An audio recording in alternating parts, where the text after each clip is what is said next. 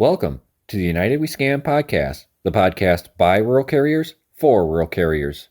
The views expressed in this podcast are of the presenters and the presenters only and do not represent the views, opinions, or strategies of the United States Postal Service or the National Rural Letter Carriers Association. We ask that you please consult your assigned union representative for guidance in your local area. Please like this podcast, share with your fellow rural carriers, and subscribe to be notified each time a new episode is uploaded. Please leave a comment or question for us below. Thank you. Now, here are the hosts of the United We Scan podcast. Welcome back, everybody, to a surprise midweek episode. This will be a little bit of a doozy, I have a forewarning about, so we'll just cut to the chase. James? Facts, James. Just the facts. Just the facts. So, last week, everybody was getting the sheets posted around about the change in the Rex activity scans and the management being able to edit them. So we put that together with the rural route optimization stuff, which the union was kind enough to pass out because it was affecting carriers and they agreed to it back when Rex was initially implemented. Well, we talked about it Sunday night. The episode was posted. People started listening to it Sunday night, Monday morning. Well, this morning, our wonderful union elected national officers decided to finally put out a notification that, oh, by the way, management is now going to be doing this. We're over 7 days beyond the time that it was started to be noticed on social media. So the question that we have to ask as presenters on this podcast is, number one, why did it take so long? And number two, why did it take a podcast talking about it to get our national boards to actually say anything about it? You know, where is the transparency? So this episode is titled Transparency versus Secrecy, because we're being transparent with the craft while others are hiding stuff from the craft. What do you think, Bill? Oh, God. Just another in the long list of failures by our leadership. Again, here we are finding out information beforehand. And the worst part is we're finding out from the post office, who's not usually that proactive in providing us information front. And again, the entire thing is sketchy because of the fact that we now have a new program in test 2 weeks, and what it's going to do, basically allow management to make edits in your scanner. And it lists the 6 things in there, such as your load time, your DPS, flat WSS and letter WSS, box holder letters and flats, postage due, what was the other one? Customs? Postage and stamp due, stock sale. Rural Reach. Rural Reach. And you're just sitting there going, what are the main items that, contribute to our count? See, our load times, our flats and letters at WSS, and our, box holders, flats and letters. So why are they going after these particular items at this time? Why are they going after obscure things like the postage due? I don't understand this because of the fact that we just discussed the route optimization program, which is a money grab. And now 5 of the items on this test program are also money grab items for management to manipulate. Now, allegedly, we have to have a sign-off sheet with management and the carrier's name was on there, just like the DPM and LTM. How many times has that changed on your route and you weren't involved in it? How can we have transparency or trust in the management program in regard to putting the actual information when they don't even know the program? None of them, I believe, none of them even are aware of the RCAM. Now we're rolling out a 4th program on top of the optimization program. We're going to have this test thing for 2 sections of the country. I don't understand this. I really don't, because all it is a money grab to me. James? You are hitting the nail on the head.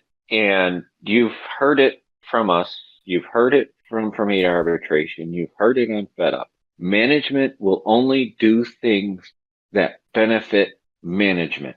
Our union national elected officials know this. Some of them worked the steward system under great representation. There were great leaders in this union that fought for the craft, fought to tell carriers what was going on, fought to protect every penny the carriers made. And now we have elected representatives who rarely put out information except when it benefits them, when it benefits the Postal Service. First, we had the Rex come out. They fought a little bit for it. They fought a little bit for the craft on that. But literally, it was put out without any proper oversight and transparency. And management was supposed to be held to a standard of training of the carriers that never happened. We were told only 6 scans. You only got to do 6 scans. And then 66% of routes lost money. And the only thing the union can say was, well, rural carriers are now getting back closer to their evaluation times than ever before. Some carriers were getting off so early and still getting paid for hours they weren't working. Carriers lost money. That means management saved money. Now they bring out Rural Route Optimization, another program designed to cut money from carriers and save the post office money. Now we're going into editing activity scans. And guess what we're going to be held to? Hour office times, 22-minute load times. Oh, and beat the heat, keep it moving, no stationary events. And now I've got a carrier on social media just today who is going to be on a Zoom meeting with national management about why they have so many door deliveries with parcels. Again, another money grab from the post office. And where's our union in all this? It's just an inconvenience. It won't affect your evaluations. To hell it won't. There's a reason why they want to do this. There's a reason why management is mapping without carriers. Because their management is telling them you have to do this monthly. You have to do this monthly. So while you're out busting your butt in this heat, getting heat sickness, getting heat stroke, hurting yourself to try and make these new lowered evaluations, they're in their office editing your mapping, cutting your walking distances, your feet to the door, cutting your park point distances, so that way you don't get as much payment for the mapping that you had. They're removing traffic control points. They're removing miles on your route, all without you knowing it. Just had a carrier contact me and tell me that they have one of their boxes that has been a no stat for over a decade is now showing up as active on her mapping. That lowers her coverage factor. It's a money grab. And yet national elected officials sat on their hands for over a week after everybody else had this information to finally put something out and say, oh, hey, by the way, this is going on over in these 2 areas. It's nothing to worry about, nothing to see here, folks. Keep it moving, even though the fireworks store is exploding behind them. Why is it that every time we talk about something very important to carriers that National's not talking about, they suddenly have to put something out? Can anyone explain that to me? Do you think you could, Toasty? No, I can't.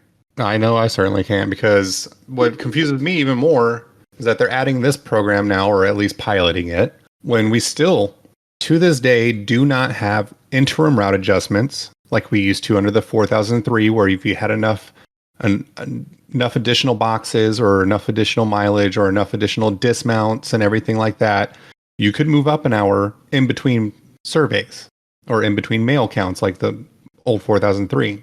And we still, to this day, at least for me, don't have route cuts implemented across the nation. They're trying to do too many things at once. Focus on one thing, make sure it's right, make sure it's good to go, launch that, and then move on to the next one. Make sure it's good to go, make sure it has no errors or bugs, work them out, focus on that one, launch that one then, and then move on to the next one and so forth. They're trying to do too many things at once. They're trying to fill up their plate, and they're not going to be able to eat it all. Let's get these overburdened routes non-overburdened. Mm-hmm. Let's get these route adjustments of these way overburdened routes done. Let's get all those taken care of. And then we can do a route optimization. Because when you're trying to do that on top of route cut, it's too much going on. And now we're going to test these certain scans, the editing And then, well, that's just going to open it up to be able to edit all the scan. Your trips to the doors, your whatever. I'm sorry, I had 3 trips to the door with 1 delivery yesterday on my second trip because, I live in a resort area, or, not to say resort area, but a destination area of people that flock up north on the weekends and holidays. We have a lot of Airbnb and Verbo rentals in the area. Even though we have a major housing crisis, we have that. And then, so, we've got these homeowners that are converting their lakefront properties into Verbos and Airbnbs. So they're ordering the cornhole boards, game sets. They're ordering the ladder balls. They're ordering whatever in big, heavy boxes. Yeah, 3 trips to the door to deliver those 3 boxes because they were big. What are they going to do when they start being, who's to say that that's not going to be the next one that they'll be able to edit is your trips to the doors. Once they figure, oh yeah, well this went okay, so we can do this. And it's like we said Sunday night, with the mapping, you have people that haven't sat down and done their mapping since the initial mapping because management's falsifying that. What's to say that management isn't going to falsify editing your rec scans? Yeah, you're supposed to. Don't worry, there's a sign off on it. Don't worry. Oh yeah. Yeah, with no 2-step verification. If it was like you log into Light Blue and you can get a code off of there to put into that. Okay, maybe because it has that 2-step verification where you have to have your phone on you, and they can't do it behind closed doors and just say, "Oh yeah, the carrier was here with me. I testify to that," because they're going to lie. They're going to lie every single time. They did it for HIP training last year, and this year. And then they do it. They do it this year for mapping. They do it. They're going to do it for this too. I mean, even if it required a specified PIN code that you put in your own PIN code attached to your EIN, because we all know that they have access to your EIN. So if each carrier was then able to put their own PIN code, that I could totally see. All right, yes, we did this adjustment. Okay, carrier enters in their code privately, taken care of. Something like that wouldn't be bad. I think they should have something like that for the mapping too, because like I said, there's a lot of, and mapping is a huge deal when it comes to your evaluations. And we've got carriers, we still have carriers to this day that, this last month when I had to do the mapping with the one carrier, I think she was in a rush to get out the door to go to her second job. She just was like, yeah, okay, whatever. Yep, that's right there. Okay, I gotta go by. She didn't care. Yeah. Well, let me point out this, James. Hold on there. Let me point this out. In past years, we got information pretty quickly, usually by phone call, emails, or texts and all that. But now we have social media that the national board has access. So why is there this cumbersome machine taking over a week to get this information out to us? Now, on top of everything that we have, Rex was supposed to be introduced in September, and it got delayed. Then it was going to be January, February, got delayed. It was supposed to be March, April, got delayed. April, May, okay, finally went in. Now we have many mail survey disputes, which people from the first one have not had resolved. The second one, not resolved. The third one, not resolved. Now we're coming out with RCAM. Okay, this to mediate situations before they become grievances. If you didn't know Rex, how much time do you think management put into RCAM? Now we have the rural route optimization. You want to talk about the blind leading the blind? This is just a joke. And now we're going to befuddle you. We're going to try this test program in 2 different parts of the country and confuse even more people. I have a saying, management couldn't run an outhouse if you spotted them a turd and a pint of pee. And you know what, folks? Ladies and gentlemen, our union are in the same classification as management. They couldn't run an outhouse either. This is just a colossal blunder on their part. And let me tell you this, they don't care. Go ahead, James. The interesting thing is not only have I heard from carriers that have never done mapping, not even the initial mapping. We've had one in our chat even say that. They've never have somebody who's never touched the mapping program. And carrier that got a printout of the last time they mapped was 6/13, but they haven't mapped since January.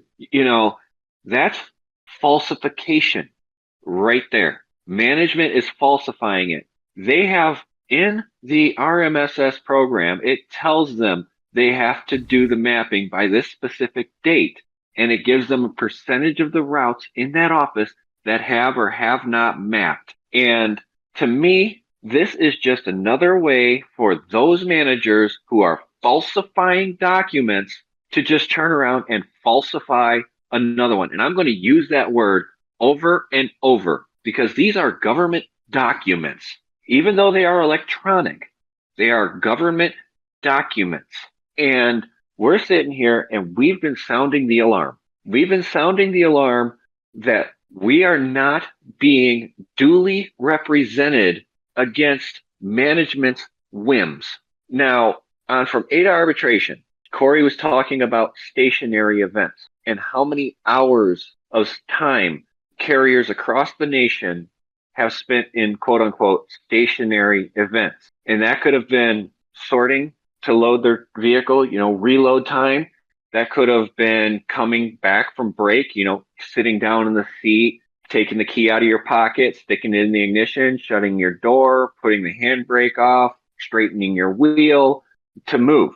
But if you're 1 minute over your break, they're questioning you on it on the city side. 1 minute. Because as Corey calculated out, at a $25 per hour average wage for everybody across the city side, it was a $90 million savings to go after each carrier for that 1 minute of stationary time on each event. Whether it be 1 minute, 30 minutes, an hour, they're going after them.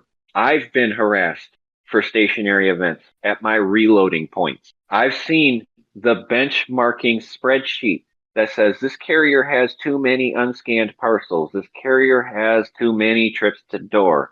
What do you think these managers who falsify documents are going to do when they have access to edit your scans? They're not going to come talk to you about the number being red on their report. They're going to turn around, look at that report, go over to your scans, edit your scans to get themselves off that report. Because the only thing your local manager is concerned about is staying off their boss's radar because they're scared of their boss. Their boss is just as manipulative and narcissistic as the boss you have, or even worse. And then he's scared of his boss. He doesn't want to be on a report with his boss because he's the same narcissistic, controlling asshole that you have down below. And it goes all the way up the chain, just like that DRT guy out of Pennsylvania. If a carrier gets his throat ripped out by a pit bull, why should we care? Why should we care that our carriers are not surviving in this heat? Oh, they're taking stationary events for cooling breaks? Too bad. Keep it moving. Beat the heat. No stationary events. They don't care about you. This union national office knew this was possible, knew this could happen, knew that management was most likely planning this. Everybody on this podcast here right now knew that if management got their grubby little hands to change these inputs, carrier evaluations would drop like a rock. Earlier in the chat, somebody had jokingly said, well, if they're going to do that, we might as well just only do the 6 scans. And that's literally what it's probably going to be. Those 6 scans. And 2 of those scans will be edited. Your start load and end load will be edited.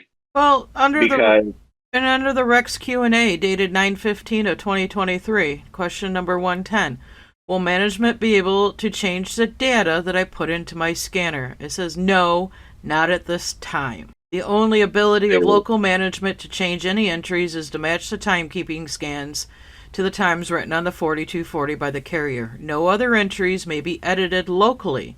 However, if you find a local manager who has that ability, escalate that to the Department of Labor Relations at the NRLCA immediately.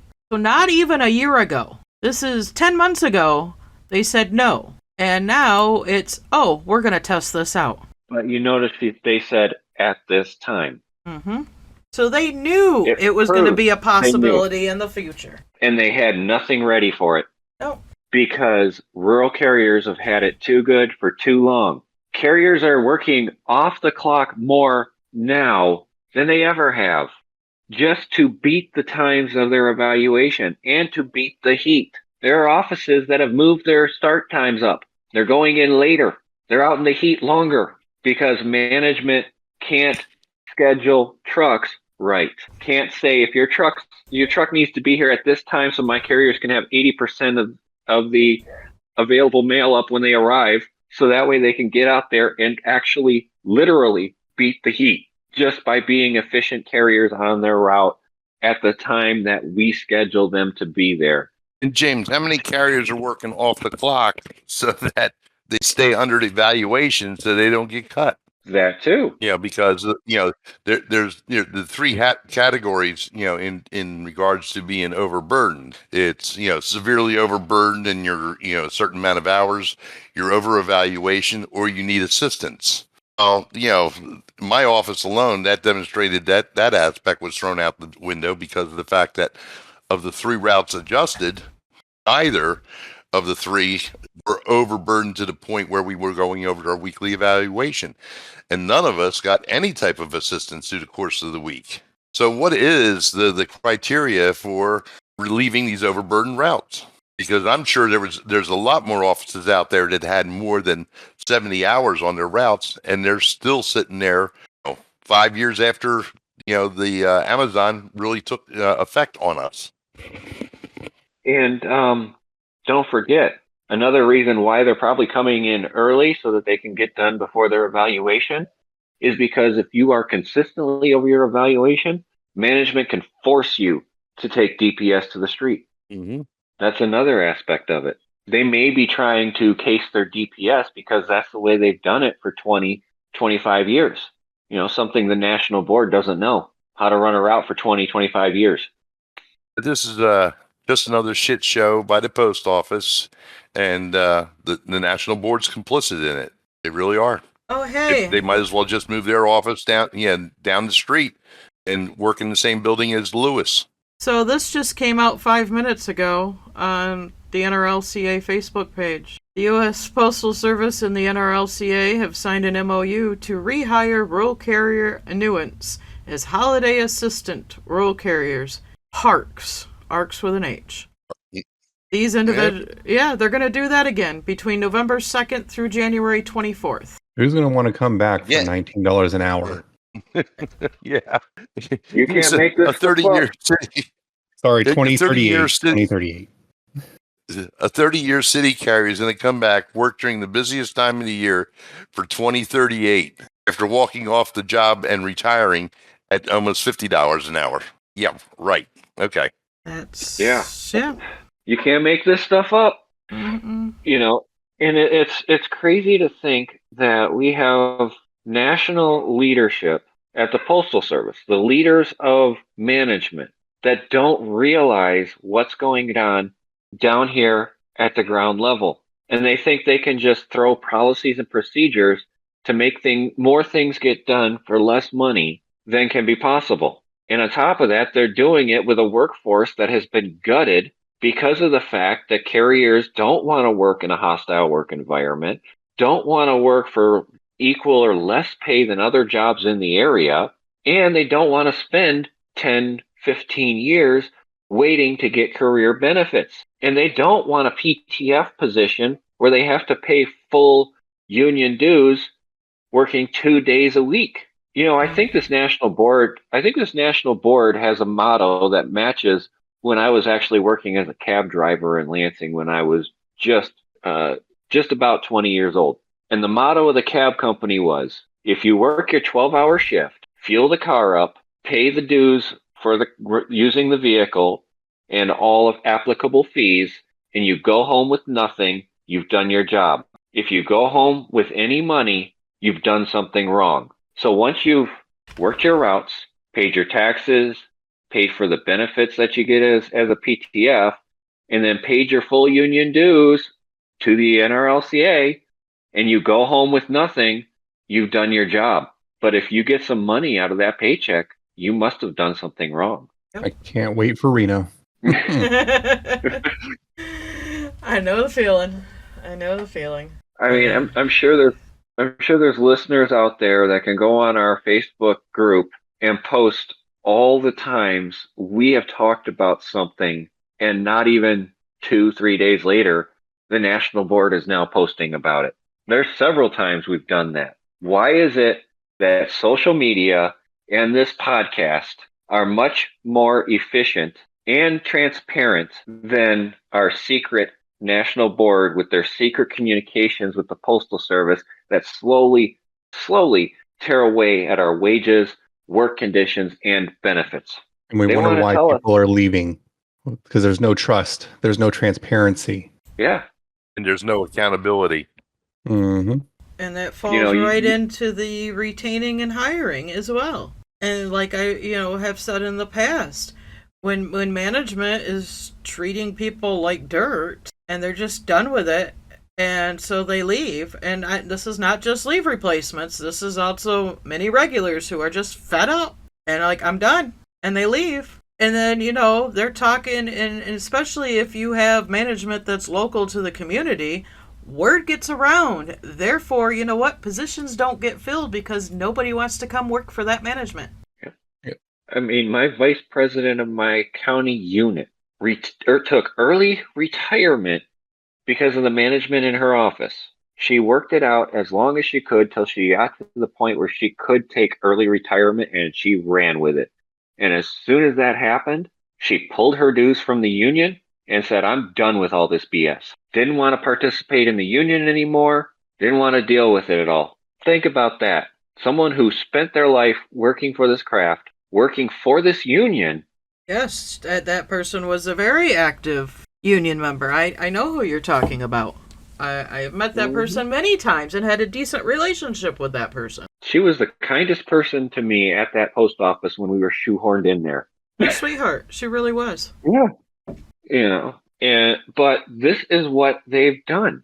And they're talking about this contract is going to be one of those that they're going to try and tout as the best deal they could come up with management.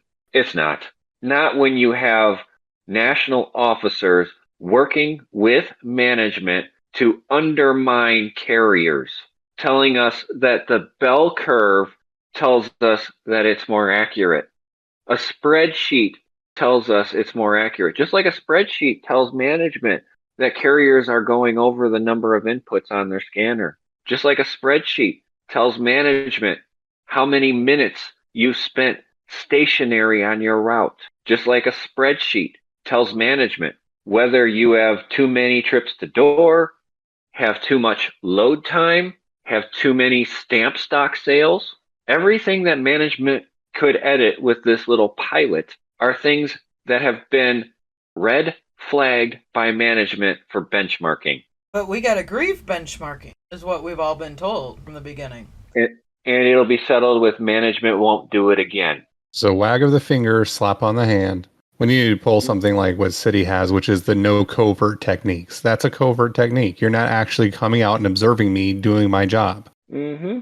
Y'all go listen to Fermata Arbitration's last couple of episodes. Mm. They're very good episodes, especially if they're coming at you with only scanner data. What were you doing at this point? My job. What were you doing here? Working. What were you doing here? It says you were at your house for 30 minutes. Taking a dump. I was using the facilities as required by law. I am to be on the clock using the facilities. I'm sorry that I had diarrhea that day. Hey, everybody's systems flow differently. And, some days you have the days where you're sitting there for a little bit longer.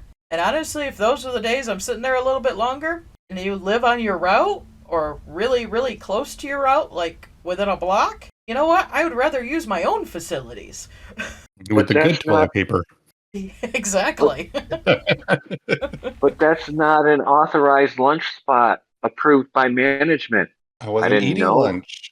I wasn't eating lunch. I was using a restroom. Getting rid of breakfast. And even if it was your lunch, you are off the clock for lunch. But your authorized lunch spot is McDonald's. I didn't want McDonald's that day. It's crazy to think what this has devolved to is basically carriers constantly worrying, constantly stressed out because management is turning around and finding this, that, and the other thing to harass carriers over. Carriers are wondering, is that sub doing all the scans on the weekend when I'm on my scheduled day off? What if I had to take a week off or maybe 6 months for a medical procedure? What is that sub doing to my route while I'm gone? What does stress do to the human body, even when you're not at work? When you're stressing about it at home because you're constantly just thinking about it over and over and over. We are being beat down by leadership, by management, being told we have had it too good. It's okay. It won't affect your evaluation until it does. Yep. And then what is our current national board going to say when it does affect your evaluation? Well, we're still good on times because on the bell curve, people are still below it. Because we know how to do our Hey, jobs.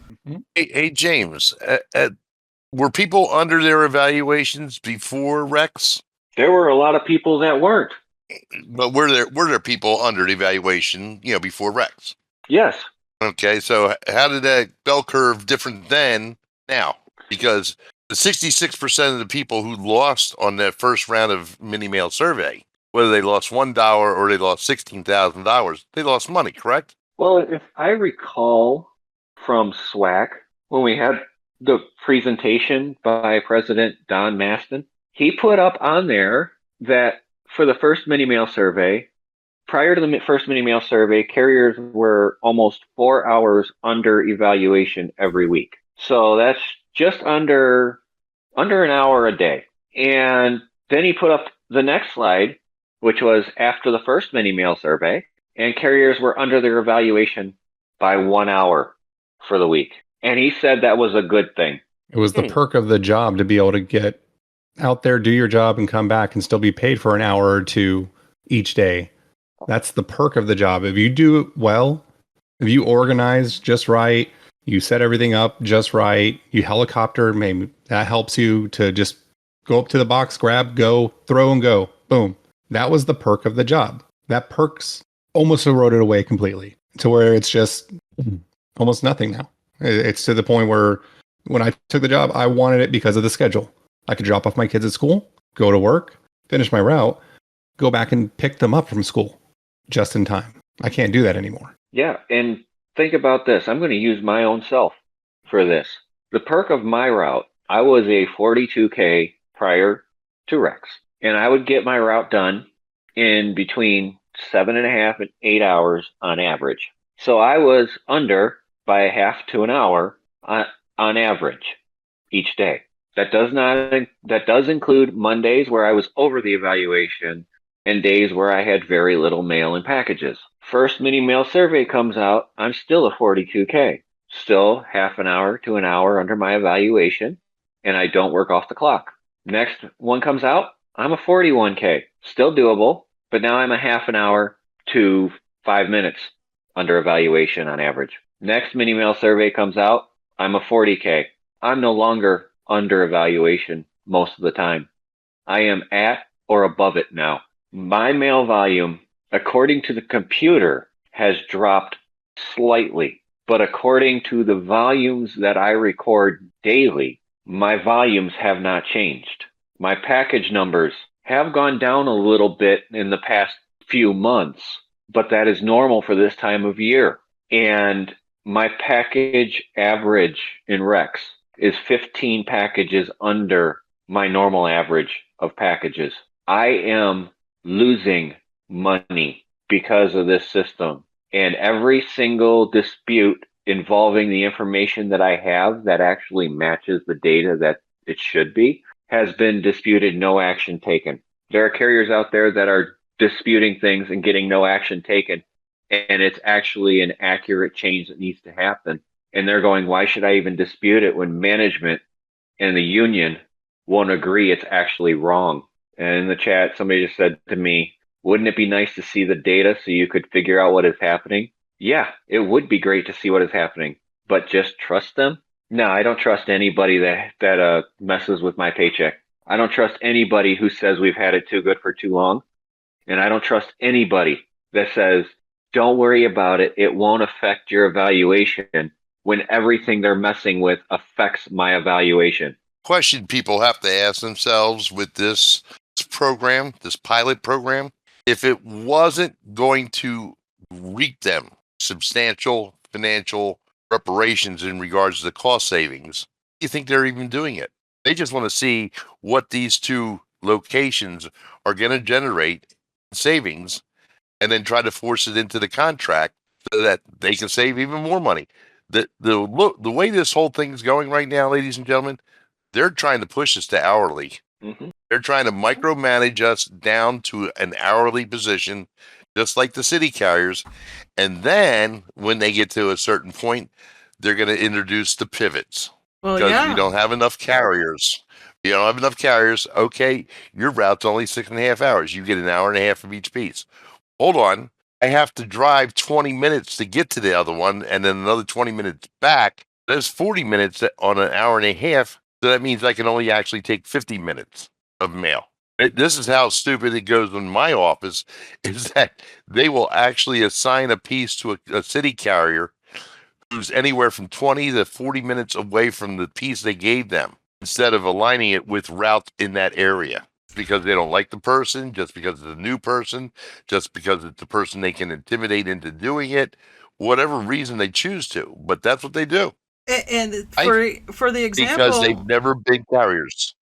exactly, and the example of that, with that possibility coming, is this MOU that keeps getting renewed about voluntary. It's going to get to the point to where it's not going to be voluntary anymore. It's going to become voluntold.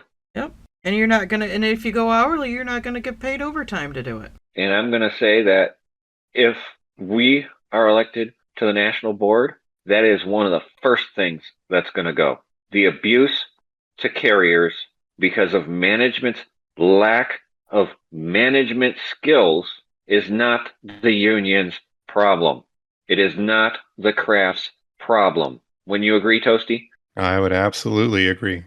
They need to start taking responsibility. They need to start training their managers. They need to start investing in better management. They need to find ways. I mean, they're spending the money on this pilot program. I mean, they're spending all this money, doing all this research and all this stuff. Well, why don't you train your management on the contracts, on the RCAM, on the JCAM, on the whatever the clerks have, so they stop violating, things run smoother, and then you won't have to worry about, okay, well, is this the most efficient? Okay, well, we'll eventually get to that, but right now it's working fine.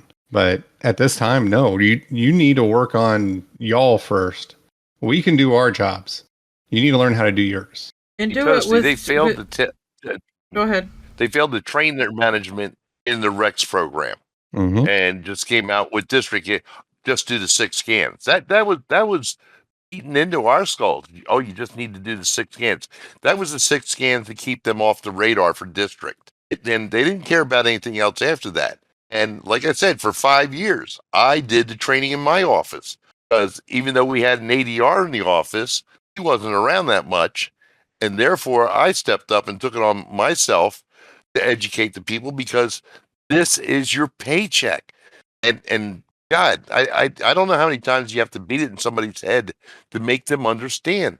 This is your paycheck. Defend it. Fight for it. And like Kristen said, somebody had to go to DPM and LTM correctly because they had to get out of the office. Oh, well, yeah, that was good. Oh, yeah, I got to go. You kidding me? You're not playing with my money. You're not playing with my wife, and you're not playing with my children. But my money? Geez. Not in Bill May's time. Thanks, James. And the same carrier, in the same carrier who didn't have the time, and I do believe that carrier may have even clocked out before they even came to the computer with me. Even though I keep saying end of shift duty, stay on the clock, don't clock out till you're done. They don't want, but this is the same carrier who will complain because their route is dropped again, and right. Well, and then complains because the union can't help get their route back up. That's not the union's responsibility. You as a carrier need to do what you're supposed to do in those responsibilities. your scans. And I mean, and I know there's carriers out there that, don't do that stuff. I mean, if there's at least one, maybe more in my office, I know there's plenty of them out there who just have been around for a while and are so set in their ways. Why do I need to do this? And they don't do that. And they don't understand the importance of that. And that's where we, as co-workers and members of the union that have educated ourselves and have tried to help, need to really try and explain to them in terms that they're going to understand why it's important that you sit down and do your mapping thoroughly on end of shift duties. Why when you make 3 trips to the door with the oversized packages, that you enter in trip to door 3. Why you map your DPM parts properly. And when you run through your LTM, pay attention, because if something is not pinpointed correctly, like boxes, it'll show you in that line of travel where it looks like you're turning around or reversing.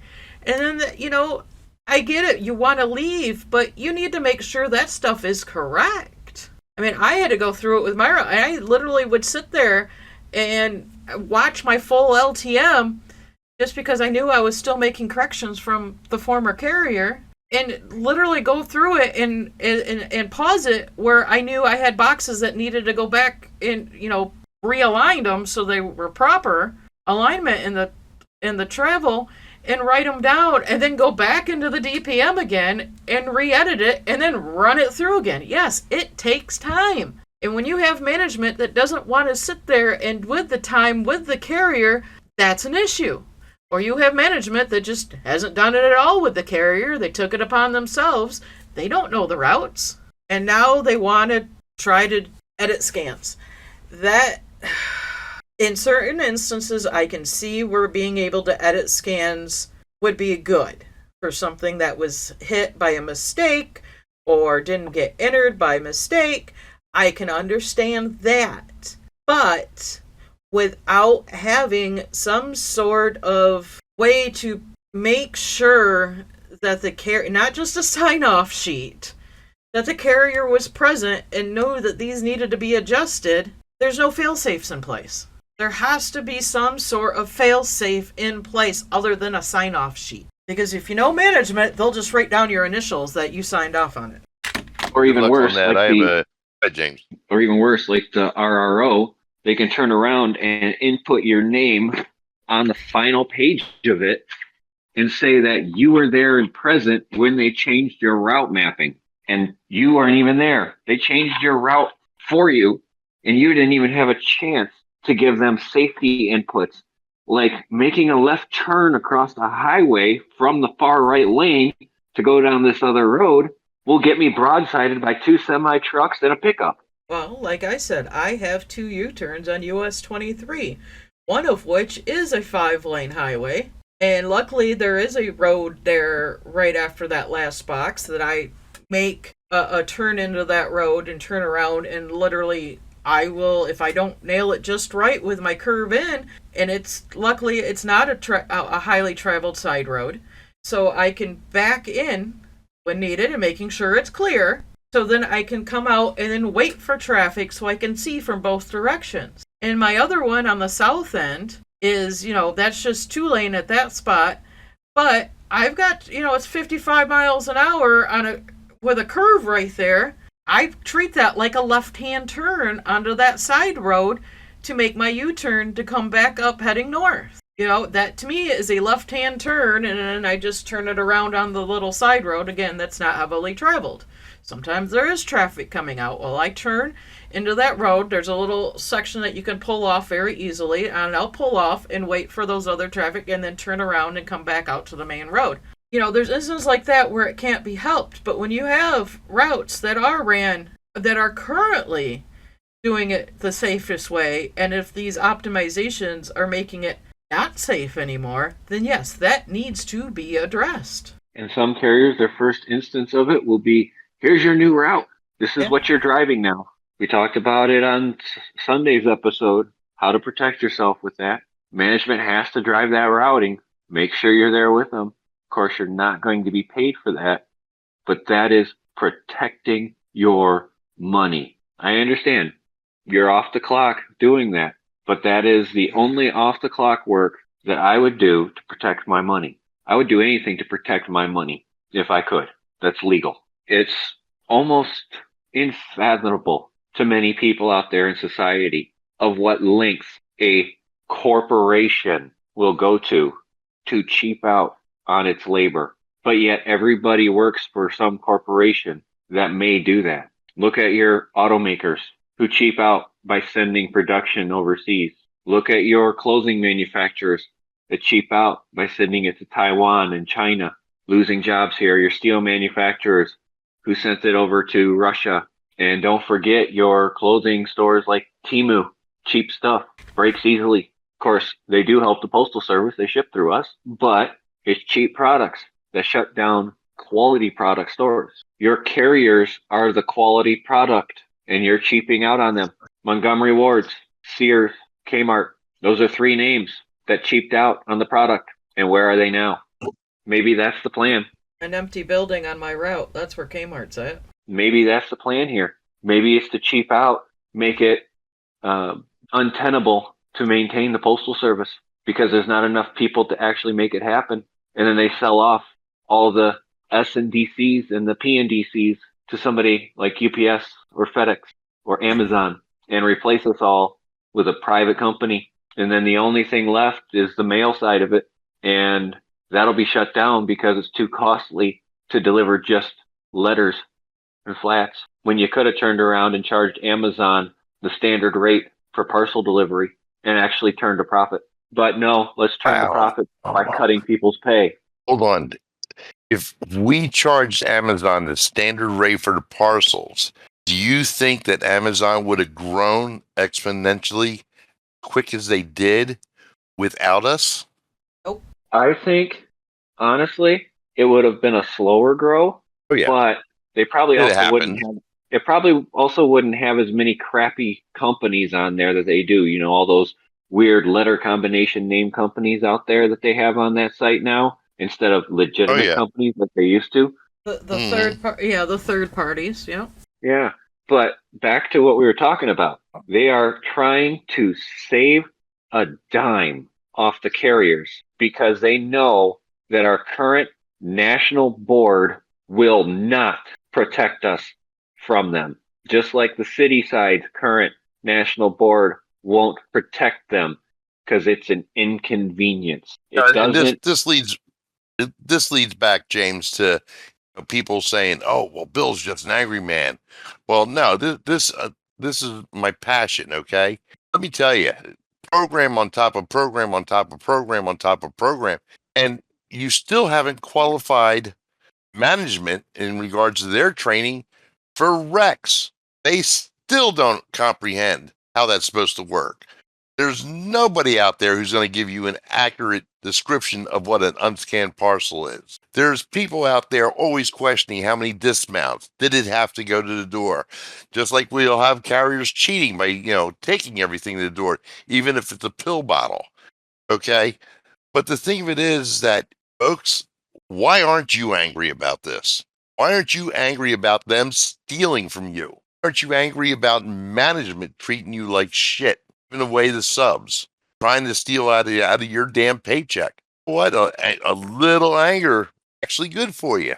Because once you express it and you get it off your chest, you feel a whole lot better. I'm driven by the passion to help save this union and the craft members from the current leadership who doesn't give a rat's ass about us all. And if you don't believe me, just look at all the MOUs they signed. Look at the paltry contracts we've signed in the last couple of years. Look at the Lewis montage that Don did when he was announcing about the contract negotiation. Oh, how me and Lewis this and Lewis that. I mean, if you're going to have a love fest for the man, please don't put it on our website. It's gross. If I get a letter about that one. Yeah. I don't know. I'm just kind of over like when we started off on, and this has been going on for, well, a year, honestly, where we put something out that has been brought to light that the post office is doing or trying to do, and we bring the topic up because we have heard crickets, and then we bring it to light, and then the response comes out. Well, think about this, Kristen. They tried to silence us first. They did. They tried to shut us down. Now, when that failed, now they're listening to us, and we know they are because they're doing things after we talk about them, not before, not being proactive, they're being reactive. But the problem is they're not being reactive to management, they're being reactive to a podcast because that podcast is helping more craft members than the current board ever thought they could or ever wanted to. Instead of helping us, instead of helping the craft, everything has been about what's a benefit to the Postal Service and what table scraps can we get for the craft. Yeah, and I'm so over the, well, we hear about it. We talk to we talk to people talk to us, we hear about it. You know, we talk to people talk to us, we hear about things too. But unless you're fully experiencing something similar, you're not going to fully understand what people are going through. Mm-hmm. They don't know about the pain of losing $1,000 a month in pay. They don't know about the pain of figuring out how to work childcare because you lost your days off. They don't know the pain. They haven't known the pain for years. Yeah, we had an RCA who lost her daycare because of the hours that she was working, and basically was forced to quit because she no longer had childcare. And she was a darn good RCA. I mean, she picked up routes quickly. She was accurate. She was efficient. She was good. And we still miss her to this day. But because of, well, you're back, I need you to go do this, I need you to go do that. And you know how daycares are, they have a set time to where you have to pick your kids up. Or they charge you extra. Or they say, nope, sorry, can't do this anymore because you're not here by pickup time. And that's basically what happened. And basically, you know, that's another reason why we can't keep some of these RCAs. Even regular carriers who have young children still. Daycare is an issue, especially when you are working overburdened routes and you're working out over evaluations, or your start times get bumped up to where now you're coming in later, so you're going to be out later. That affects people's home lives as well, and that's just one other factor of why people are leaving. You know, it's another factor in why people can't, participate too, because of daycare, because of soccer, because of softball and all that, because they're involved in their children's lives. That's why, most of the people you see at the conventions or conferences are the older people, because they now have the time they can allocate for meetings. But when you're younger and you're raising a family, don't have time to sleep, let alone anything else. And the amount of single parents that we have out there within the craft. I was one. I was, I've been there with younger kids as a single mom trying to make it work. Yeah, I had an older son, but when he's away in the military and I still have younger ones at home, it was not fun. I mean, I can relate on all those levels. It's just, I don't know. I just don't have words for a lot of it anymore. We're off on a tangent. We're almost turning into Angry Bill over all of this, yes. know? And it took time to actually understand why that is. And I actually had a long conversation with an over 20-year veteran rural carrier. And this carrier said, when I started out, this was a great job. I had good pay. I had EMA to take care of my car, and they did the same thing, put the EMA aside for vehicle maintenance and gas and stuff like that. But over the last 15 years, it has slowly but surely eroded into management's favor. Now, I'm not sure about you guys, but I do believe that there are quite a few people on the national board that have 15 plus years of experience being national board members. Or full-time And union employees in general. or full-time union employees in general. So if it's been going on for over 15 years, and it probably started longer before that, my question is, why is it that this union hasn't solved the problem? And the problem is apathy, because of how slowly it came in. This little cancer slowly came into the union and slowly eroded away our wages, our benefits, and our working conditions, slowly destroying what it meant to be a proud rural carrier. Yeah. It's been a long time, folks, I mean, but the time long is now. gone. Long gone are the days of the wait list and people lined up to take the test and wait to hopefully something pops up. I mean, even as 7-8 years ago, I got, oh, how did you get in there? Now you can't find people to even get a day off. And then when you have really poor management, and management has is known throughout other local managements to be bad management, they won't even bother to send RCAs up to help. And they'll flat out tell their RCAs, you don't want to go there, their management's bad. Even though that manager ain't much better. And you can't keep people... Toasty, throw your 20 cents in there. Come on. I mean, It's too quiet. I've been here 8 years, and yeah, I've seen the absolute change that's happened between going from mail to packages now. No one's going to want to come break their backs carrying kitty litter like I did today to the door for $20 an hour. There's no more incentive anymore. There's no more allure to working at the post office. Everyone hears about how, is that a good job? Well, if you get a good office, and then you're just rolling the dice, hoping that you can get a good office. If you get a bad office, well, you spent all that time waiting and, doing your fingerprints and doing everything else. And then you get in, oh, I have a bad office. Now I'm just going to leave. We're now going to be fully staffed at the rate that we're going when it comes to management, making all these changes, putting all of this into implementation without testing it first, without working out all the bugs first. And then they add on top of that, yelling and screaming and threatening and discipline and ayes and all, even people saying, and I guess in certain districts, they do court. Like it makes no sense where we're going right now. You can have all these great plans on paper, but your execution is absolutely lacking, post office. And we're now getting protected by our union. Our union is lagging behind with an outdated website, outdated modes of learning, sorry, but a lot of people on the board. Yeah. It's time for fresh. It's time for something new. It's time to stop doing the same thing we've always done, because guess what? We're going to keep getting the same results we've always got. Gee, and what's that definition of? We'll let the listeners decide what the answer is to that question. I think some asshole brought that up at a national convention, didn't he? Quite Yeah. possibly. Yes, I did. Yes, I did.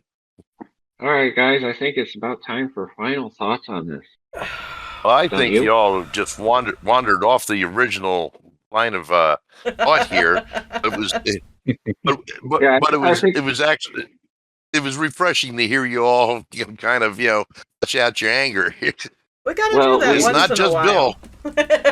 Well, so I guess we're going to have to do some route optimization before we come to next Sunday's episode, Yeah. since we got so far off the path. Oh God. So what's your final I'm not thoughts, the only Bill? angry person. My final thoughts, God help us. Ladies and gentlemen, if we don't get a change this year at the national board level, God help you. I mean, this is a shitstorm for a decade now. I mean, it was bad before, but it's just been piling on and piling on. Like I said, to me, this is another money grab by the post office. and it's just another little linchpin that they're working in until they make us hourly, like the city carriers. And then they turn around and put your pivots on there. And let me tell you something. I'll I'll guarantee you, you'll see mass evacuations from this craft if that ever happens. Mm-hmm. So, God bless you all. Be safe out there in the heat. It's still with us. Hydrate, drive safely, take as many breaks as you want. They ask you why you're stationary. I was following your HIPAA recommendations of cooling down, and that's it. I mean, they can't argue safety on that. Be safe, be professional, be efficient, and make sure you make that most important delivery yourself home to your loved ones. Take care now. Dusty? Just like with everything else that the post office has been rolling out the past few years, may sound great on paper, but in execution, it's going to be absolutely lacking. It's not going to go well. You're going to have these dishonest managers. Protect yourself. Always ask for the paperwork. Always ask for the last date of changes when it comes to your mapping, when it comes to if this rolls out, the resequencing, the changing of scans and everything. Always make a paper trail. That's the only way you're going to be able to cover yourself. And, let's hope for the best that we can make the changes we need to next month so that we can actually have a union that will do something about it and protect the entire craft. It doesn't matter if you're union or not. We want to protect everyone because this is our craft. This is our job.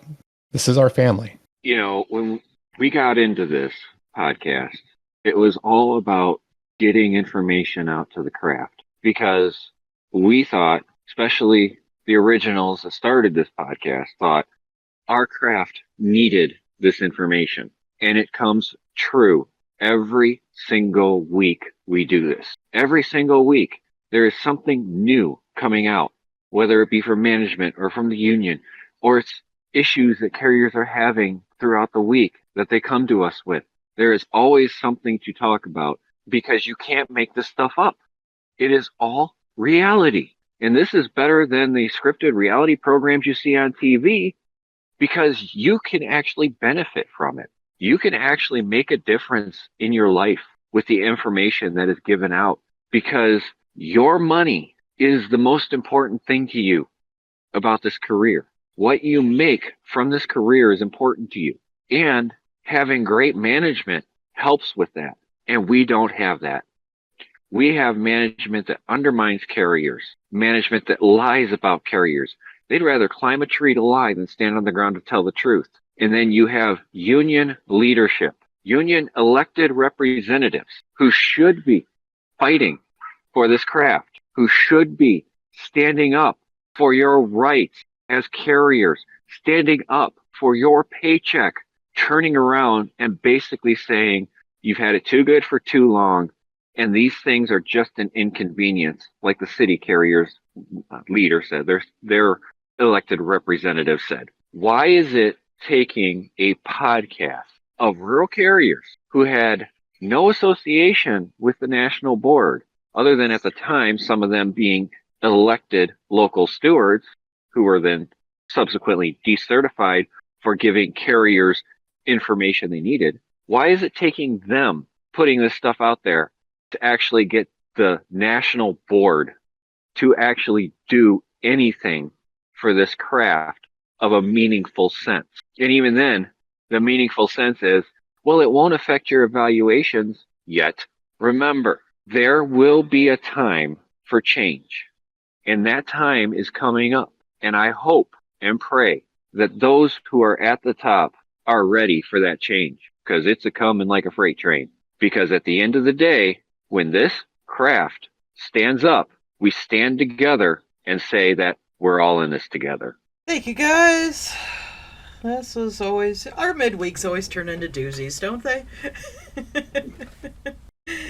But, that's why we throw them out there once in a while, because sometimes things pop up and we just have to get stuff off the chest. Yeah, I understand it's just 2 areas that are doing this pilot. See how it works, if it's going to work. But you know what? To me, that's just opening that door to more things down the road that could adversely affect carriers directly. And I'm not comfortable with that, as I'm sure many others are not. And I want to fight against that because of the fact that, this is all of our livelihoods. And like, I've stated before, running for national board, and if elected, it to me is not a career move. That's not a retirement plan for me.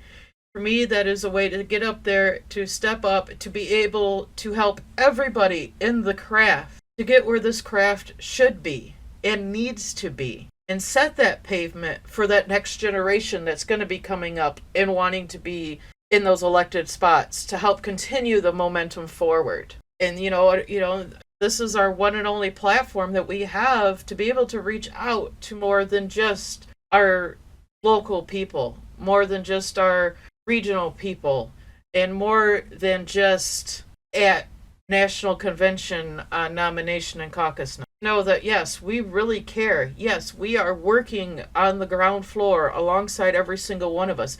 Yes, many of us, several of us, are going through the BS that many of you are going through. And, and we're here for everybody. We're not doing this for ourselves. We're doing this for the craft. On that note, we're going to wrap this up tonight. The guys will be back Sunday. And everybody stay safe out there. Stay hydrated. Do what you got to do to be safe in the heat, to get home to your loved ones. And remember, all together, we all together can be this change. And till then, we're signing off for tonight. Have a good week, everybody.